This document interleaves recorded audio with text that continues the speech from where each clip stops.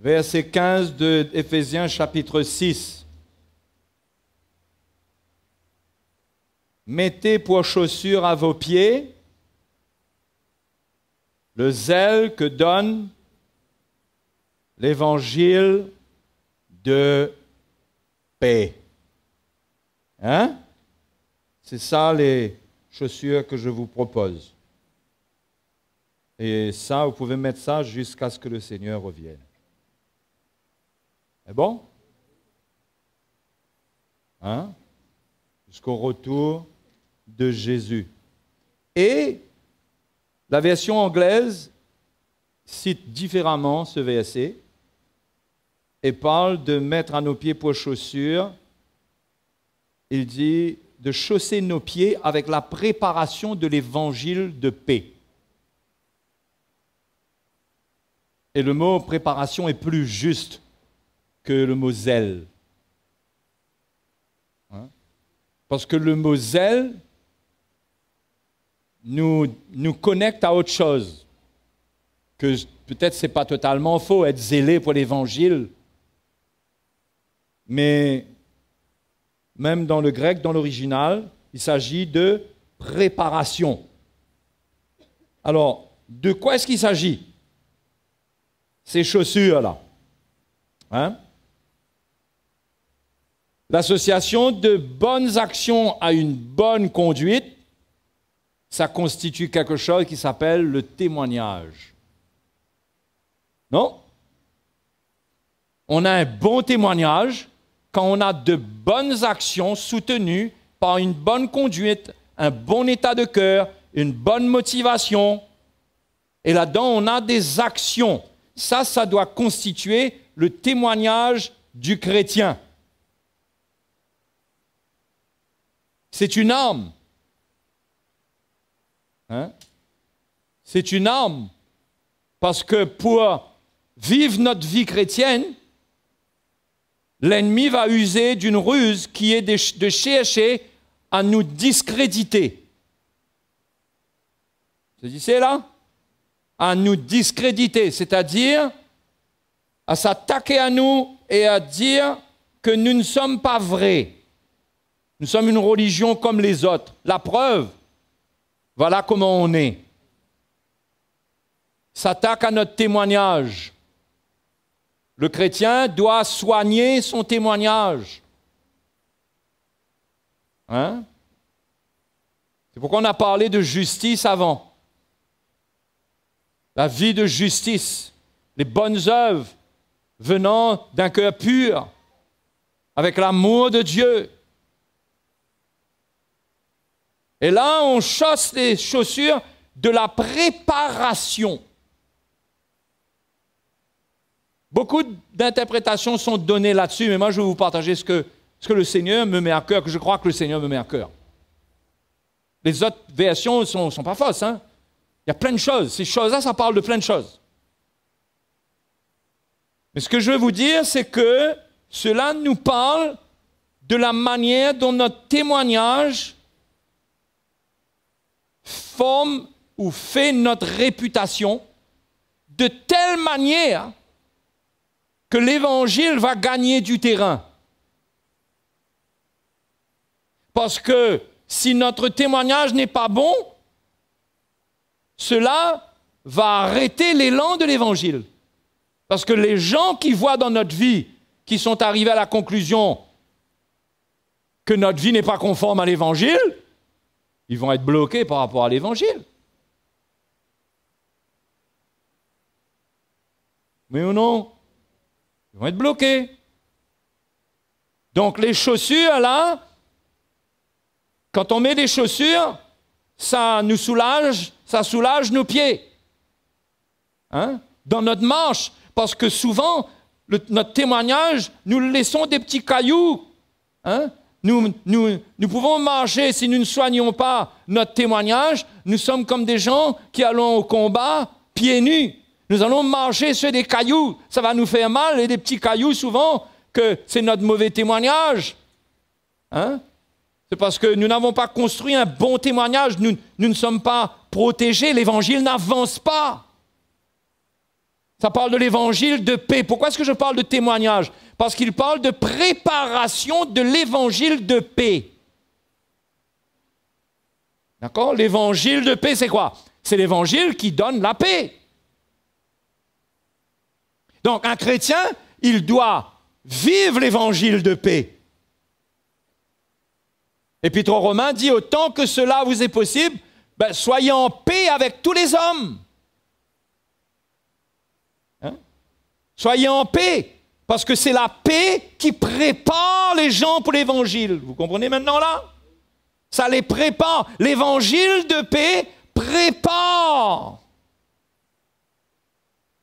Si on ne vit pas un évangile de paix, si on vit un évangile légaliste, un évangile de conflit et un évangile de mauvais témoignage, ça ne va pas préparer les cœurs, ça va fermer les cœurs. Tout ce que je suis en train de vous dire, vous allez voir, c'est dans la parole de Dieu. Matthieu, chapitre 5, verset 9, nous dit quoi?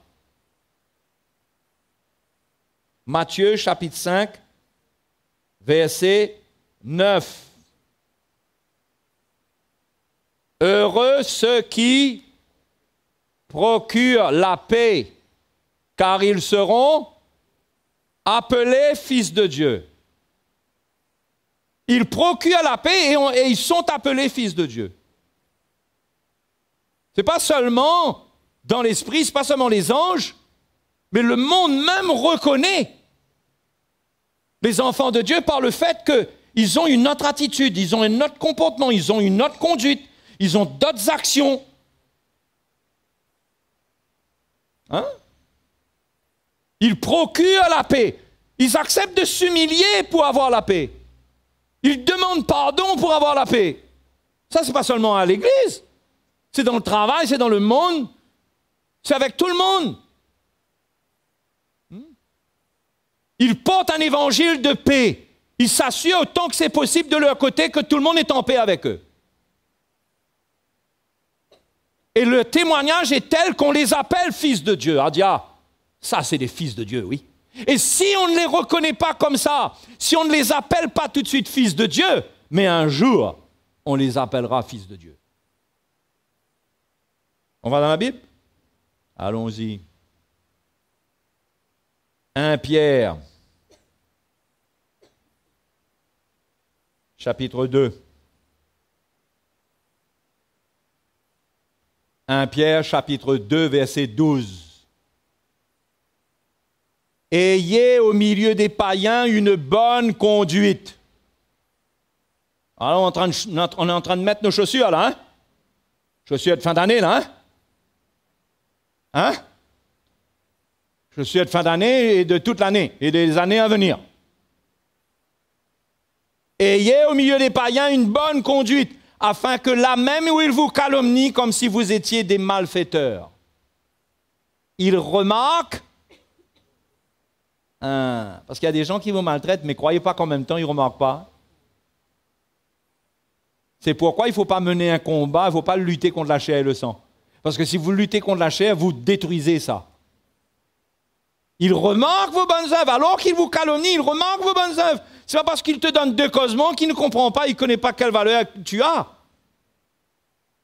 Donc, il faut que tu te tiennes à carreau. Comprends se tenir à carreau? Il ne faut pas emballer. Il faut prendre sa croix, il faut supporter des souffrances. Il faut procurer la paix. Parce que là même où ils vous calomnient comme si vous étiez des malfaiteurs, ils remarquent vos bonnes œuvres et glorifient Dieu au jour où il les visitera. Ah! Est-ce que le jour où Dieu les visite a un rapport avec le témoignage ici, la bonne conduite et tout ça? Quand Dieu les visite, qui a préparé le chemin? Hein? L'évangile de paix que nous vivons, que nous transportons, a préparé le chemin. C'est pourquoi si nous sommes en guerre autour de nous, nous ne préparons pas le chemin pour l'évangile de paix. Et il y a un jour où Dieu va visiter certaines personnes. Quand vous êtes en contact, là où vous êtes dans votre travail ou ailleurs, certainement Dieu peut avoir un plan pour certaines personnes. Vous n'êtes pas là par hasard. Le gros problème, c'est le témoignage. Hein? Il faut mettre les bonnes chaussures pour ne pas lutter contre la chair et le sang. Ce n'est pas des chaussures pour aller marcher sur les pieds des gens. C'est des chaussures agiles, au contraire, pour éviter le pied. Et pour être toujours prêt, avec zèle, si on peut utiliser le mot zèle, pour s'excuser, pour s'humilier, pour pardonner. Quelqu'un a un problème, on pardonne. Il ressent qu'on procure la paix. C'est quelque part, ça lui parle. Peut-être qu'aujourd'hui, il continue à persécuter, à se moquer, mais quelque part, ça le travaille. Vous voulez voir comment ça le travaille? Allons-y. Romains, chapitre 12. Romains, chapitre 12, mes amis. Mes amis, mes amis. Hein? Il y en a qui m'ont regardé et dit, on n'est pas habitué à entendre dire mes amis, mes amis. Mais c'est pas grave si on dit mes amis, mes amis. Romains 12. Verset 18, s'il est possible. Verset 17 avant, intéressant. Ne rendez à personne le mal pour le mal. Recherchez ce qui est bien devant tous les hommes. S'il est possible, tant que cela dépend de vous, soyez en paix avec tous les hommes. Ne vous vengez point vous-même, bien-aimés, mais laissez agir la colère. Car il est écrit, à moi la vengeance, à moi la rétribution, dit le Seigneur. Mais si ton ennemi a faim, donne-lui à manger. Mets tes chaussures, va lui acheter à manger. Hein? Chaussures de la préparation de l'évangile de paix. Donne-lui à manger s'il a faim, ton ennemi. S'il a soif, donne-lui à boire. Car en agissant ainsi, ce sont des charbons ardents que tu amasseras sur sa tête. Ça veut dire quoi? Il y en a qui disent que ça parle de la colère de Dieu qui s'amasse sur lui, mais je crois que ça parle que quelque part, il y a un feu qui s'allume dans sa conscience, qu'il est ton ennemi alors que tu lui donnes à manger. Ça le travaille. Il faut que ça le travaille. C'est un homme comme tous les hommes. Il n'y a pas d'homme surhumain. Tous les hommes ont une conscience. Il y a des hommes qui sont durs. Paul, Saul de Tarse, il n'était pas dur, lui. Avec sa loi, là, le Seigneur l'a renversé. Hein? Et ça, c'est important pour nous de comprendre ces choses-là. C'est les chaussures de la préparation de l'évangile de paix. C'est une arme contre l'ennemi qui veut donner la preuve que nous ne sommes pas de vrais chrétiens. Mais nous, on doit avoir avec nous un cœur, hein, des attitudes, une motivation. Et il nous est permis de rater. Comprenez, il nous est permis de rater. On n'est peut-être pas parfait, mais on répare. Vous savez, dans ce monde, on fera toujours des erreurs. Mais on répare. Non, non. Si tu es mécanicien, et que tu répares la voiture de quelqu'un, le client prend la voiture, part avec, en chemin, la pièce que tu as réparée casse. Tu lui dis pas désolé, maintenant c'est ton problème. Il y a quelque chose en toi qui te dit, ah non, ramène ça. Tu payes le prix, tu répares. Non? Et qu'est-ce qui se passe là? Il n'est pas dans un conflit avec toi parce que tu as fait une erreur ou parce que son truc s'est cassé. Mais si tu restes sur une attitude d'orgueil, lui aussi va commencer à te dire voleur, arnaqueur et toute l'histoire. Mais si tu t'humilies, tu mets tes chaussures de la préparation de l'évangile de paix, hein? Et tu répares. On fait les erreurs, mais on répare. On peut avoir une mauvaise attitude un jour dans notre travail, mais qu'est-ce qu'on fait? On reste avec ça? On va voir la personne, on répare. Désolé. Hier, j'étais dépassé. Mais je m'excuse. Vraiment, pardonne-moi. Hein? Ça touche le cœur des gens, frères et sœurs. Ça touche le cœur des gens. Ça les prépare. Ils remarquent nos bonnes œuvres.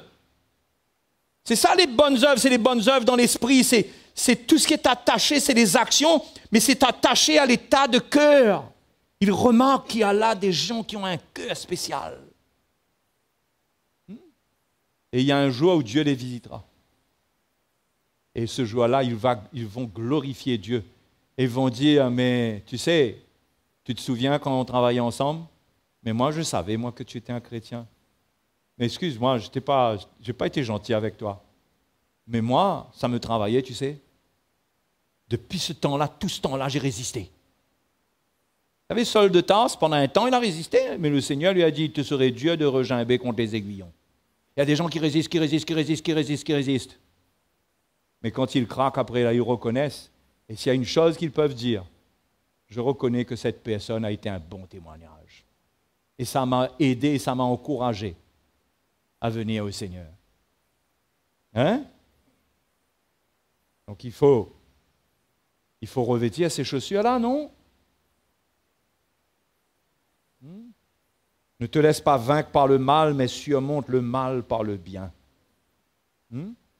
Les chaussures nous sont données pour qu'on soit agile, pour qu'on n'ait pas de peine pour se déplacer, pour éviter les coups que quelqu'un veut nous donner. Hein? Pour ne pas rendre, pour ne pas avoir à rendre, on évite. Hein? On est agile. On n'est pas là pour rendre. C'est important d'être bien équipé de ces chaussures-là. Et ça, il y en a pour tout le monde, quelle que soit votre pointure.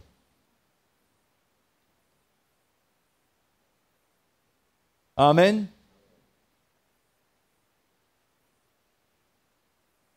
Donc, mettez pour chaussures à vos pieds le zèle, la préparation de l'évangile de paix. Et 1 Pierre, chapitre 3, est encore un témoignage. Un témoignage puissant. 1 Pierre, chapitre 3. Quand on revient encore aux femmes. Mais je ne le fais pas exprès.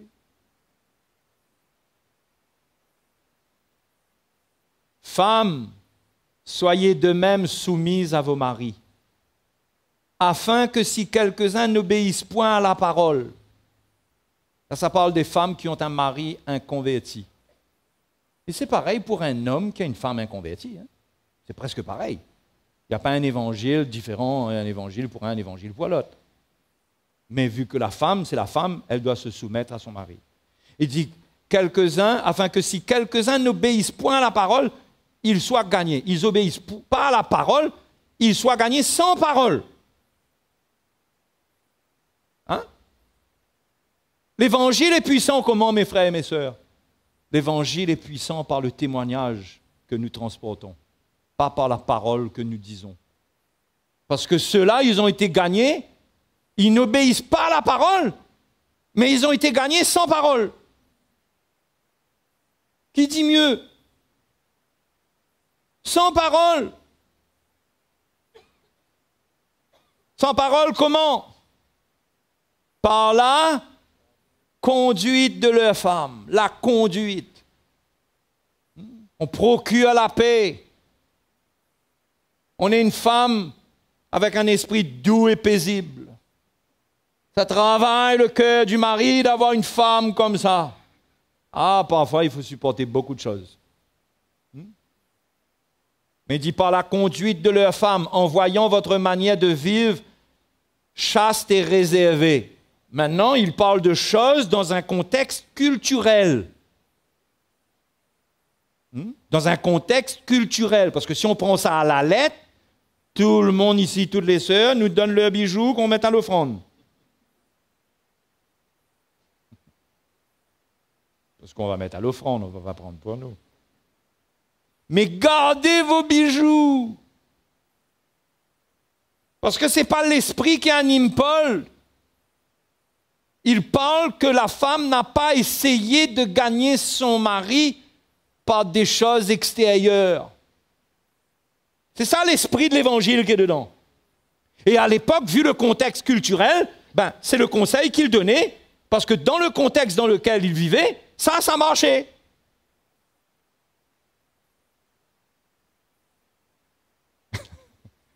Et aujourd'hui, si vous êtes une femme, vous avez l'habitude d'avoir des bijoux, et vous voulez gagner votre mari, vous commencez à enlever vos bijoux. Il va vous trouver drôle. Il va dire, mais ma fille, mais banalement te tête. Oui, mais la Bible dit. Mais la Bible nous parle, nous montre l'esprit de l'Évangile. L'esprit qui les animait. Quel est l'esprit qu'il y a dedans? Et que nous devons avoir, pas le copier-coller de toutes choses, la lettre, les virgules, les points et les mots. L'esprit, la lettre tue. C'est pourquoi Paul dit la lettre tue, mais l'esprit vivifie. Si on copie à la lettre, on tue. Tu vas tuer ton mari si tu copies ça. Il ne va pas comprendre du tout. Sauf s'il n'aime pas les bijoux.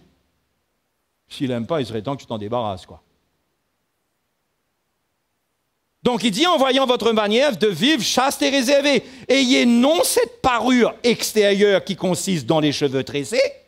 Donc là, plus de cheveux tressés, les sœurs. Hein? Il ne te reste plus, il a salé.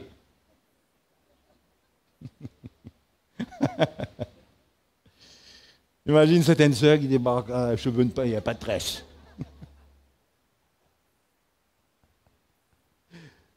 Si les cheveux ne sont pas tressés, ils vont être stressés, je vous dis. Ayez non cette parure extérieure, non cette parure extérieure qui consiste dans les cheveux tressés, les ornements d'or ou les habits qu'on revêt. C'est pas avec ça que tu vas gagner ton mari sans parole. C'est ça qu'il lui disait à l'époque. Il dit, mais la parure intérieure, maintenant il parle de la parure intérieure, il a parlé de la parure extérieure, maintenant il parle de la parure intérieure, il parle de ce qui est dans le cœur de cette femme, qui va être ces chaussures de la préparation de l'évangile de paix. Ça va préparer. La parure intérieure est cachée dans le cœur. La pureté incorruptible d'un esprit, comment? Doux et... Voyez la paix, comment ça revient encore? D'un esprit doux et paisible, qui est d'un grand prix devant Dieu. Ça parle tout d'abord de l'attitude, l'intérieur, le cœur de cette femme pour son mari et la paix qui est en elle et comment elle transporte un esprit doux et paisible. Ce n'est pas une femme qui ravage dans son mari, qui le harcèle, hein? Qui manifeste son caractère toute la journée. Le mari, il n'a pas envie de rentrer trop tôt. Hein? Parce que c'est lui qui est en train d'éviter la confrontation, alors que c'est le chrétien qui devrait être une lumière et produire cette pureté, cet esprit doux et paisible, qui est un témoignage. Et quand il rentre, il voit cette femme, hein, qui ne lui fait pas la guerre. Quand il dit une mauvaise parole à cette femme-là a un esprit doux et paisible, ça ne bouge pas, c'est un cœur affermi par la grâce. Quelqu'un qui cherche le Seigneur, qui marche avec le Seigneur, qui a appris à s'identifier au Seigneur. Dieu fait un travail dans son cœur. C'est une parure, elle a revêtu ça. Ce n'est pas quelque chose qu'elle est née avec. Ben ça travaille, et le mari est gagné sans parole. Un jour, la femme dit, chérie, ben écoute, le manger est prêt. Tout est prêt, hein? Je vais essayer de ne pas tarder, mais tu sais comment c'est à l'église, hein, etc., etc. Le mari dit, mais qu'est-ce que tu racontes là aujourd'hui? Je viens avec toi. Hein? Ça, c'est quand même un joli cadeau, non? Mais il faut quand même t'offrir un petit peu ce cadeau-là. Il faut gagner sans parole. Et ça peut prendre des années. Je connais des sœurs que leur mari s'est converti, mourant. Ils allaient mourir, ils se sont convertis. Pendant des années, il y a des sœurs qui ont servi le Seigneur,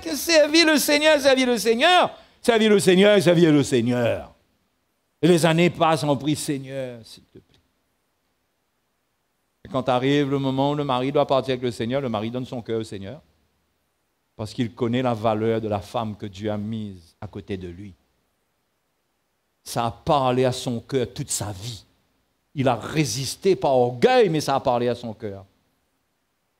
La préparation de cet évangile de paix dans le cœur, c'est une arme. C'est une arme de lumière. Vous comprenez la lumière? La lumière. Vous savez, la lumière, quand vous allumez la lumière, là, fait noir, obligé de partir. Oui ou non? Quand vous mettez la lumière, il n'y a plus de noir. Vous n'allumez pas la lumière et puis vous ne dites pas à tout le monde, bon, allez, on sort un instant parce qu'il y aura un combat entre la lumière et les ténèbres, le temps que la lumière triomphe. Et après, on rentre. Et on entend... Commence à voir clair, là. Il y a eu un combat, là. Hein? Il y a eu un combat. Non, on appuie sur le bouton de la lumière, il ne vient plus de ténèbres. La lumière triomphe des ténèbres. En douceur, sans faire de bruit, sans déclaration de guerre, sans crier, sans qu'on entende la lumière dire « J'arrive pour toi là !» Non! La lumière ne dit rien. La lumière, c'est la lumière. La lumière n'a pas besoin de parole. Si on est des enfants de lumière, on marche dans la lumière. On a la lumière en nous. La lumière travaille dans le cœur. Et celui qui est en face, il est obligé dans l'esprit de faire face à cette lumière-là. Ça le travaille, ça, jour après jour. Ça travaille tout seul en douce, comme on dit, et sans secousse. Hein? Ça rentre bien là-dedans pour une fois. En douce et sans secousse. Ainsi se paraît autrefois les saintes femmes qui espéraient en Dieu, soumises à leur mari comme Sarah, qui obéissait à Abraham et l'appelait son Seigneur. N'allez pas appeler votre mari votre Seigneur. Pareil. Il montre là l'attitude. À l'époque, quelqu'un pouvait arriver à là.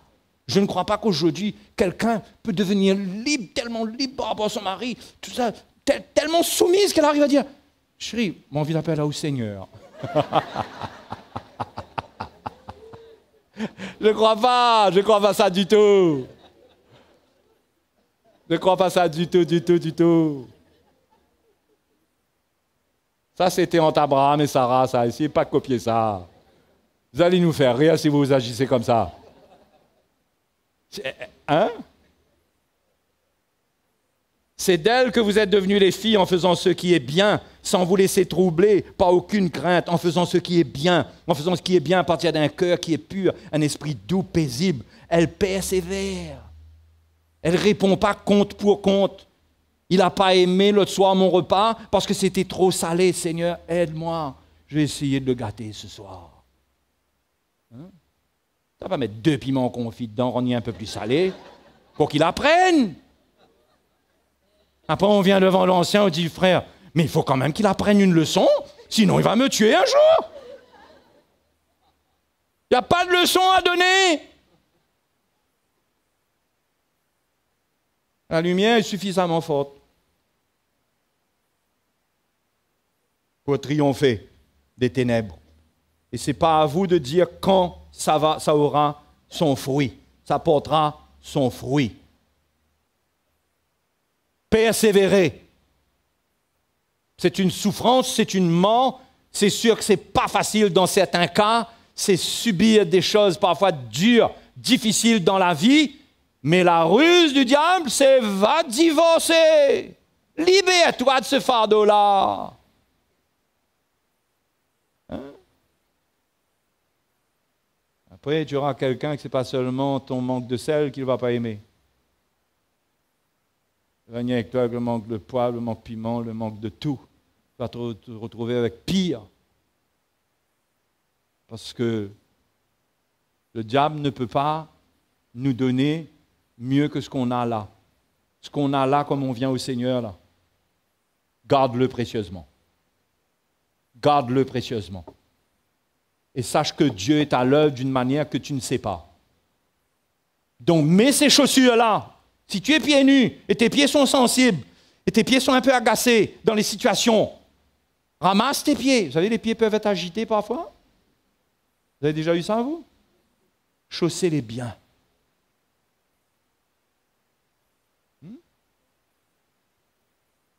Mettez vos chaussures à vos pieds, le zèle, enfin la préparation. Chaussez vos pieds avec cette préparation.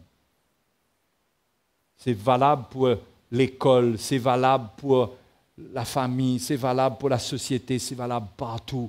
Parce qu'il faut, Paul dit que l'Église, c'est la colonne et l'appui de la vérité. Il dit à Timothée, il dit, je te dis ces choses, et il parle de beaucoup de choses concernant la conduite des chrétiens. Il dit, je te dis ces choses afin que si je tarde, tu saches comment il faut se conduire dans la maison de Dieu, qui est la colonne et l'appui de la vérité. C'est-à-dire que la vérité, elle est sans force si l'Église n'a pas une conduite qui se conforme à la vérité.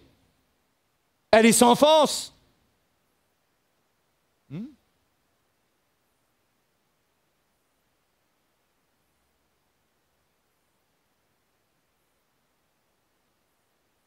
Verset 16. Non, oui, verset 16. Le bouclier de la foi. Ah, le bouclier de la foi, c'était quelque chose, hein, le bouclier de la foi des Romains. C'était un grand bouclier qui couvrait le corps. C'était solide, c'était léger, mais c'était résistant. Et Paul dit qu'il faut avoir ce bouclier. Prenez par-dessus tout cela. Par-dessus tout cela, prenez le bouclier de la foi. Parce que, tu sais quoi? Il y aura les traits enflammés du malin, du ponéros. Les traits enflammés, c'est quoi? C'était les flèches qu'on tirait de loin. Hein, les Romains trempaient ça dans le feu, les ennemis mettaient ça dans le feu. Ils avaient une manière de faire ça pour que ça soit enflammé, et ils tiraient de loin. Et même que leurs adversaires étaient dans une forteresse, les flèches arrivaient. Il fallait mettre le bouclier de la foi. Parce que tu peux vivre la justice, tu peux avoir la ceinture de la vérité, tu peux avoir les chaussures de la préparation de l'évangile, mais par-dessus tout cela, il faut mettre ce bouclier-là, parce que ce n'est pas parce que tu as tout ça que tu n'auras pas de la souffrance, que l'ennemi va s'arrêter à ça. Il va vouloir s'en prendre à toi.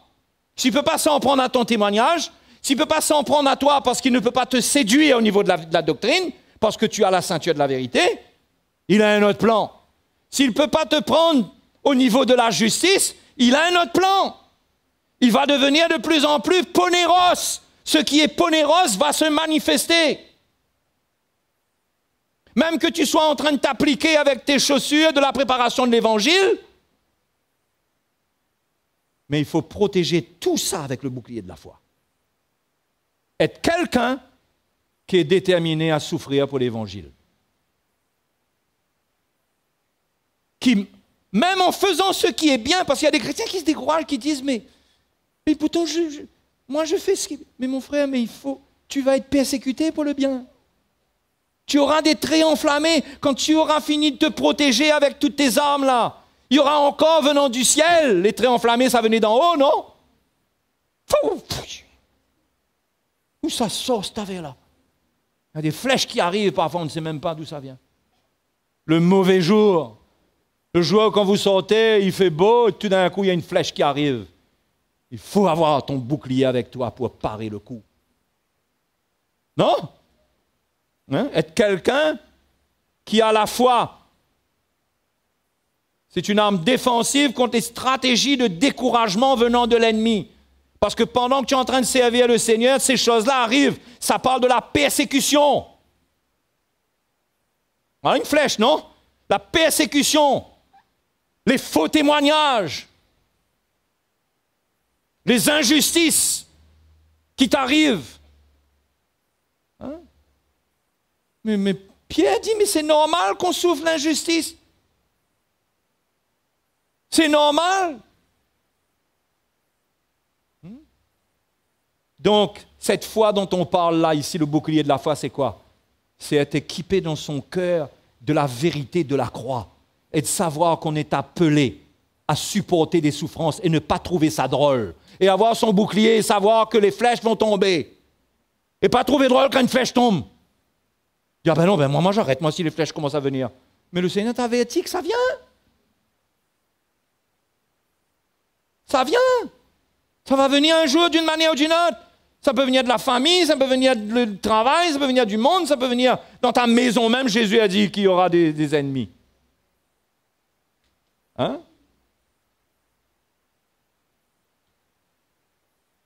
Chapitre 5 de Matthieu, Jésus dit, mais moi je vous dis, aimez vos ennemis, bénissez ceux qui vous maudissent, faites du bien à ceux qui vous haïssent, et priez pour ceux qui vous maltraitent et qui vous persécutent, afin que vous soyez fils de votre Père qui est dans les cieux.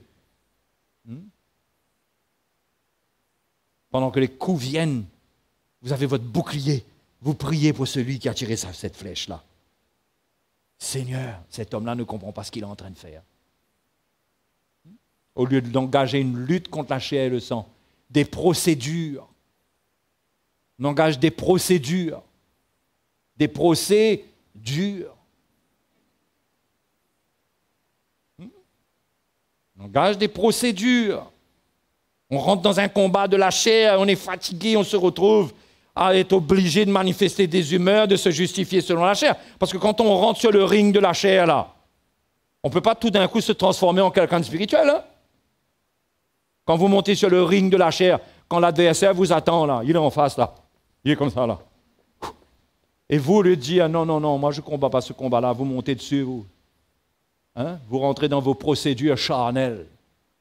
Vous allez perdre parce que l'ennemi est gagnant sur ce terrain-là. Mais le diable, quand il n'y a personne avec qui se battre, mais c'est une grande frustration. Parce que qui va vaincre s'il n'y a personne pour se battre? C'est pourquoi dans Romains, il est dit, laisse agir la colère. Hein? Ne vous vengez point vous-même, mais laissez agir la colère. Laisse Dieu faire son travail s'il y a quelque chose à faire. Attention, ce n'est pas un esprit pour me dire à quelqu'un, ça. Hein? Ce n'est pas de dire, tu me fais ça. Mais la colère va venir, je laisse la colère agir. Non. Non. La croix, c'est prendre sur soi et protéger l'autre qui ne comprend rien. Et dire, Seigneur, comme Jésus a dit, pardonne-leur car ils ne savent pas ce qu'ils font. C'est pas ça que Jésus a fait? Le bouclier de la foi protège. Finalement, il finit par protéger même celui qui tire la flèche. Enfin, là, il n'y a plus de sens ce que je dis, mais dans le naturel, mais c'est comme ça. Parce qu'on n'est pas là pour maudire les gens, pour renvoyer les flèches. On ne rend pas mal pour mal. Mais, frères et sœurs, si on n'est pas fortifié, comment on va vivre une vie comme ça? Hein? Surtout tous ceux qui ont le caractère près de la peau en haut, là, le sang monte facilement. Là. Hein? Ça transporte votre caractère. Vous avez votre caractère qui est... Hein? Il n'y a pas besoin de trop de paroles pour que votre caractère s'exprime dans vos yeux. Encore plus. Il faut être fortifié dans le Seigneur et par sa force toute puissante. Le Seigneur a maîtrisé cette chair-là sur la croix. Il l'a vaincue. Il l'a maîtrisée en premier, après il l'a crucifiée. Il faut une maîtrise et après une crucifixion. Il y a une œuvre qui se fait. Et quand l'œuvre se fait, le témoignage rejaillit. Vous savez ça, vous? Parfois, ce sont les gens qui nous persécutent, qui parfois peuvent devenir ceux qui se convertissent et qui nous aiment et qui respectent le Seigneur, qui respectent l'Évangile, qui entrent dans le plan de Dieu.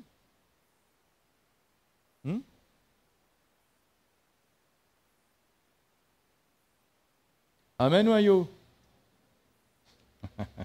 J'aime bien dire ça.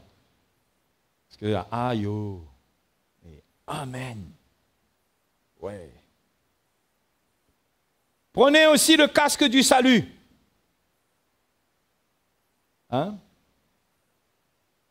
Le casque du salut. Ça sert à quoi ce casque-là? Hein? Ce casque nous fait déjouer les ruses de l'ennemi qui veut nous faire oublier le principal, c'est-à-dire notre salut.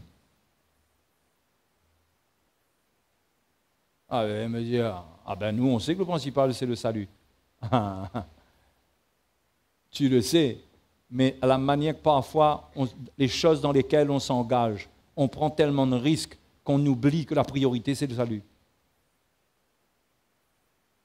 La priorité, c'est de sauver. C'est l'espérance du salut. C'est que quoi que ce soit qu'il arrive là, mais moi, je suis sauvé. Oui ou non? Là encore, c'est une arme pour ne pas lutter contre la chair et le sang. Je ne vais pas rentrer dans toutes sortes de combats et de tracas pour ma vie, parce que j'ai le casque du salut. Moi, ce qui m'attend, c'est un avenir éternel, glorieux avec le Seigneur. Le casque du salut, bien sur ma tête, ça protège mes pensées des attaques de l'ennemi qui veut me détourner, mettre des plans dans ma tête, des plans charnels. Moi, je garde ce casque sur ma tête. Je veux voir que j'ai la vie éternelle. Je suis sauvé. Je suis appelé à hériter de la gloire de Dieu, à posséder la gloire de Jésus-Christ. Mon chemin est difficile aujourd'hui, mais ce casque-là nous protège des découragements qui s'abattent sur nous, les situations qui viennent où on voit dans le naturel, c'est négatif. Mais ce casque-là, vous savez, vous connaissez ces casques avec des effets spéciaux? Quand on met le casque là, le bouc, on dirait qu'il y a un autre monde. C'est pas comme ça. Mais il y a un effet spécial spirituel dedans. Le casque du salut. Tire tes yeux sur tout ce que tu vois là pour voir loin que le Seigneur t'aime.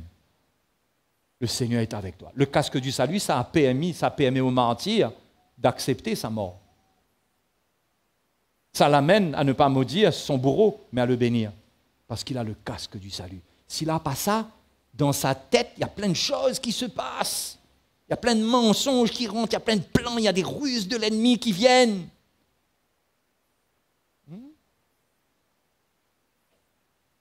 On doit être équipé de ça. Pas seulement pour nous, mais Paul portait le casque du salut toute sa vie.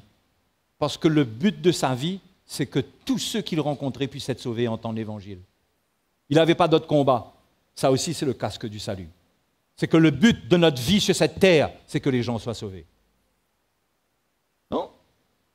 Mon frère, ma soeur, si tu fais de cela ton objectif dans la vie et que tu pries pour être fortifié, par exemple dans un foyer qui est difficile, qui est dur, si un mari a une femme difficile ou une femme a un mari qui est dur, qui est difficile, qui connaît le Seigneur ou pas, mais c'est dur, c'est difficile, mais elle sait qu'elle est chrétienne maintenant et que le but prioritaire, c'est le salut de ma famille. Hein? Là, elle a quelque chose qui l'anime.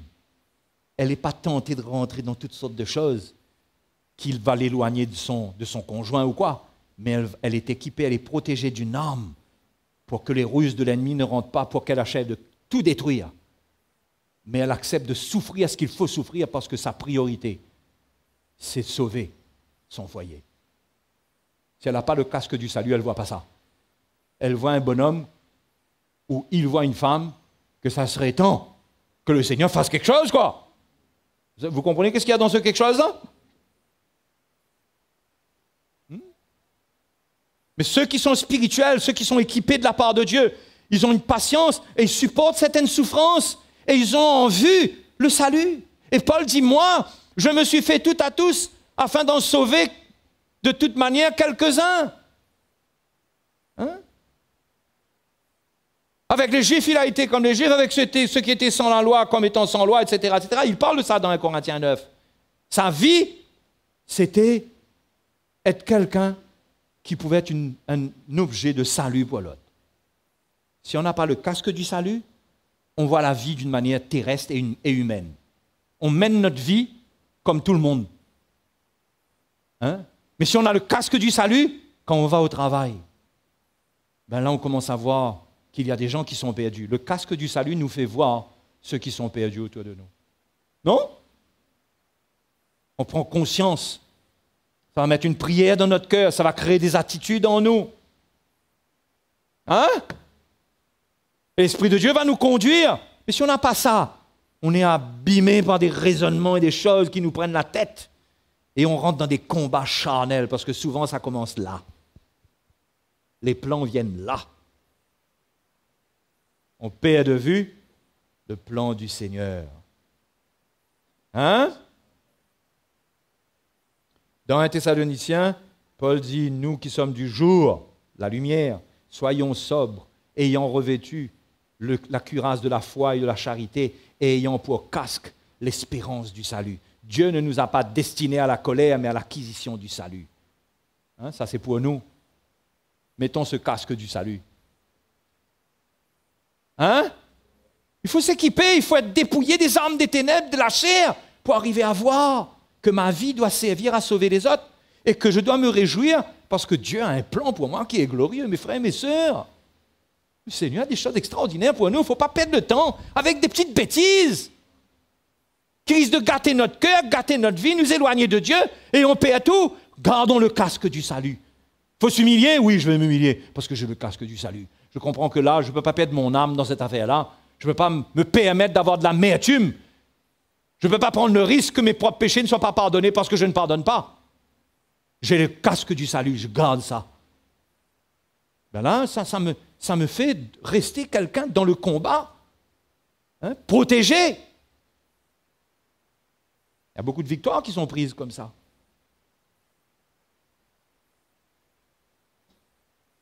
Oui ou non? Hein? Et le dernier, c'est l'épée de l'esprit. L'épée de l'esprit. C'est quoi l'épée de l'esprit? Hein?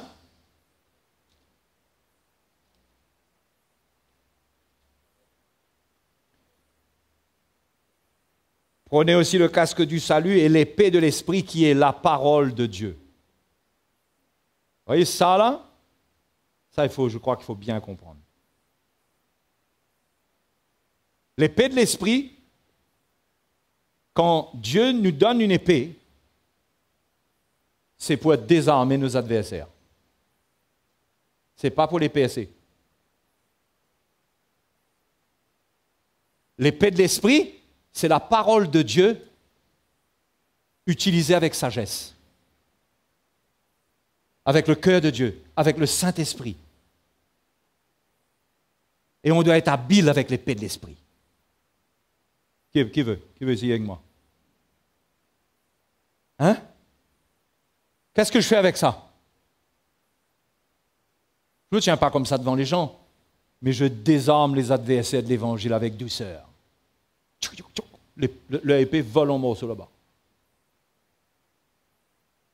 Pas pour les piquer. Il y a des gens qui utilisent les Écritures pour piquer le prochain. Ah, vous connaissez quoi la Bible dit où? Continue! Mais tu vas le finir avec ton épée là. Ça, c'est l'épée utilisée par la chair pour condamner. L'épée de l'esprit ne condamne pas. L'épée de l'esprit vient pour aider, pour enlever ce qui est en trop là. Et si l'autre vient t'attaquer, ta pose, elle n'est pas comme ça, mais elle est dans l'esprit. L'épée de l'esprit, elle est dans ton cœur et dans ta bouche. C'est quoi l'épée de l'esprit, la parole de Dieu? C'est la révélation de l'évangile. L'évangile de grâce. C'est que tu arrives à avoir des paroles qui désarment tes adversaires. C'est comme ça que Étienne, vous connaissez Étienne? La Bible dit rempli de l'esprit. Eh bien, il confondait. Tous les religieux qui venaient, il les confondait. Ils n'arrivaient pas à l'attraper, il répondait aux questions, il arrivait à leur parler, il était rempli de l'esprit. Il confondait les pharisiens, les religieux. Tellement ils ont voulu le finir parce qu'ils n'arrivaient pas à l'attraper. Pourquoi? Parce qu'il ne répondait pas avec l'épée de la chair, il avait l'épée de l'esprit. Il avait la sagesse. Hein? Il faut qu'on finisse ce soir. Sauf si vous voulez revenir encore la semaine prochaine, mais je ne crois pas que ça vaille la peine. Hein? Alors, l'épée de l'esprit. Il faut que je vous donne un exemple. 2 Timothée.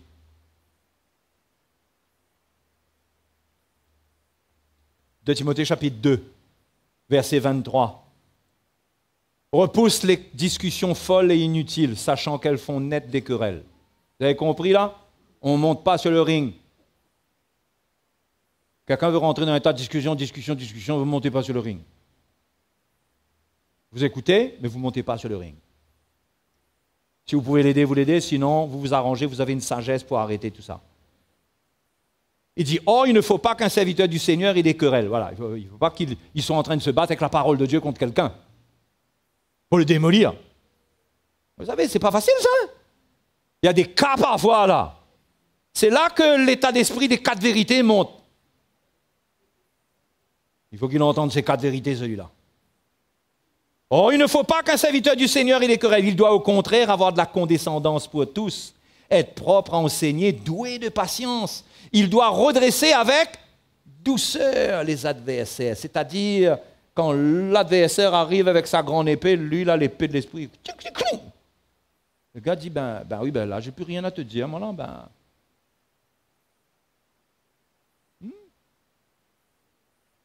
Ça, c'est pour les adversaires humains. Mais l'épée de l'esprit est importante pour résister au diable, parce que Jésus a utilisé la parole de Dieu pour résister au diable. Et c'est important, l'épée de l'esprit. Pourquoi? Écoutez bien, il reste encore peut-être 5 minutes. Faites comme ça. Même si ce n'est pas vos oreilles qui s'ouvrent là. C'est important, l'épée de l'esprit. Pourquoi? Parce que l'ennemi est venu en face de lui avec les Écritures. C'était une épée, ça.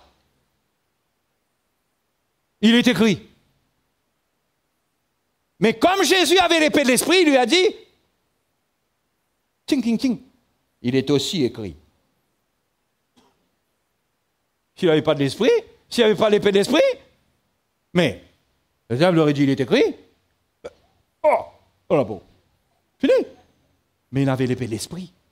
Il est aussi écrit. Il faut connaître l'évangile, pas la parole de Dieu par cœur, mais il faut connaître de quoi il s'agit dans la parole de Dieu.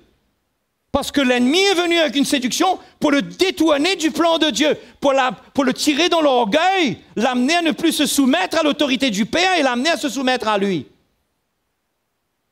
Et l'ennemi est venu avec son épée, avec les Écritures.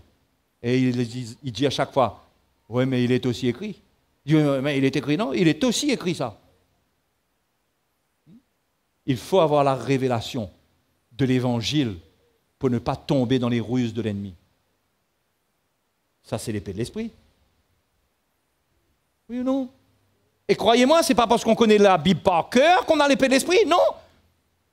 Parce qu'on peut connaître la Bible par cœur et l'utiliser dans la chair. Plus on connaît, et moins on a l'esprit de grâce et on a la révélation de l'Évangile, plus on est dangereux avec la Bible. Parce qu'on va détruire des gens, on va les décourager avec la Bible. On va leur dire, tu sais, la Bible dit ça, hein? Parce que nous, on a une fierté, nous, c'est quand on arrive à remettre quelqu'un à sa place. Ah, on sort de là, on est content. Ah, celui-là, je l'ai remis à sa place. Mais à quelle place tu l'as remise? Si tu as le casque du salut et tu as l'épée de l'esprit, ton but, c'est de gagner. L'épée de l'esprit est là pour le désarmer. Par ton amour, par ton cœur, par ce qui émane de toi. La parole de Dieu, ce n'est pas juste des versets aussi, mais c'est un cœur que tu as. Ça fait une œuvre dans ta vie. Et ce que tu transportes le désarme. Et si tu n'arrives pas à le désarmer, tu as toujours le bouclier de la foi et tu as toujours la cuirasse de la justice. Toute l'armure est indispensable dans le combat. Ok, les frères et sœurs? Faites en tout temps par l'Esprit toutes sortes de prières et de supplications. Veillez à cela avec une entière persévérance au verset 18 du chapitre 6. Et priez pour tous les saints. Il ne s'agit pas de notre petit combat personnel, il s'agit de toute l'Église, tous les saints. Et toutes ces âmes prennent plus de forme, sont nettoyées, sont aiguisées, sont préparées. Beaucoup quand on prie dans l'esprit. Quand on prie, comment? Faites en tout temps, par l'esprit, toutes sortes de prières. Là encore, ce n'est pas par la chair, c'est par l'Esprit. Parce que celui qui prie dans la chair, il va agir dans la chair, même lui. Mais faites toutes sortes de prières par l'Esprit. Hein? Ressentez dans votre prière que vous êtes en train de renoncer à vous-même, vous n'êtes pas en train de juger. Et là, on commence peut-être même à prier en langue, on commence à crier au Seigneur. Il y a quelque chose de pur qui émane de nous. C'est comme si Jésus prie devant le trône de Dieu, du Père. On est fortifié comme Jésus a été fortifié pour aller à la croix. Hein? Et on transporte l'armure. Dieu met son armure en nous. Parce que c'est le Seigneur qui met ça sur nous. Et frères et sœurs, c'est important de prier. C'est important de prier. C'est important, sans être dans une discipline légaliste qui nous condamne et tout ça, mais c'est important de prier. Encore plus dans le mauvais jour. Mais n'attendons pas le mauvais jour. Hein? Mais cherchons le Seigneur. Parce que revêtir les l'armure de Dieu n'est pas une option. Hein? Ok les frères et sœurs? Bon, j'ai fini moi là? J'ai fini. Je n'ai pas fini avec vous. C'est l'expression finir avec quelqu'un. Mais j'ai fini. J'espère que ça vous a éclairé un peu. J'espère que ça vous encourage, que ça vous défie. C'est le même évangile pour vous, pour moi, pour nous tous. On a un grand défi. On a une chair qui est là. Hein? Et qui est un blocage. Mais la croix est là pour traiter cette chair-là. Hein? Humilions-nous, cherchons le Seigneur et comprenons la volonté de Dieu. Paul dit, comprenez la volonté de Dieu. Il dit, relève-toi d'entre les morts. Il dit, comprenez quelle est la volonté de Dieu. Ne vous enivrez pas de vin, mais soyez remplis de l'Esprit. Cherchons à être remplis de l'Esprit. Comment tu vas avoir l'épée de l'Esprit si tu n'es pas rempli de l'Esprit? Si tu es quelqu'un de charnel, tout d'un coup tu auras l'épée de l'Esprit? Donc, frères et sœurs, ça c'était l'Épître aux Éphésiens.